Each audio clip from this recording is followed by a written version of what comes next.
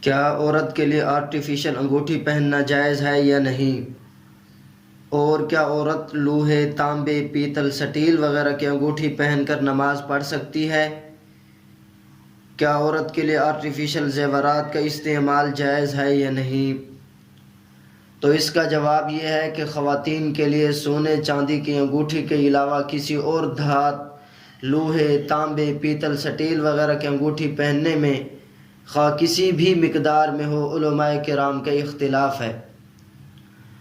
فقہ کی عام کتابوں میں اس کی ممانعت لکھی ہے کہ آرٹیفیشل انگوٹھی کا استعمال جائز نہیں ہے، اس لیے خواتین کو آرٹیفیشل انگوٹھی کے استعمال سے اجتناب کرنا چاہیے۔ البتہ حضرت گنگوہی رحمہ اللہ علیہ نے حضرات فقہاء کرام کے اختلاف کی وجہ سے مکروہ تنزیہی کا قول ذکر کیا ہے۔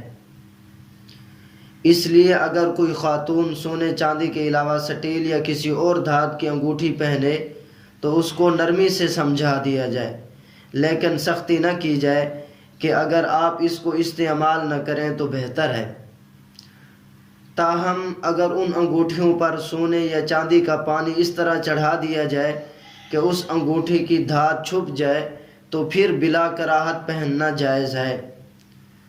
نیز یہ بات بھی واضح رہے کہ یہ مسئلہ صرف آرٹیفیشل انگوٹھی کا ہے، اس کے علاوہ عورت کے لیے دوسرا زیور ہر قسم کی دھات کا بنا ہوا، اگرچہ وہ زیورات لوہے، تانبے، پیتل، سٹیل وغیرہ کے کیوں نہ ہوں، جائز ہیں۔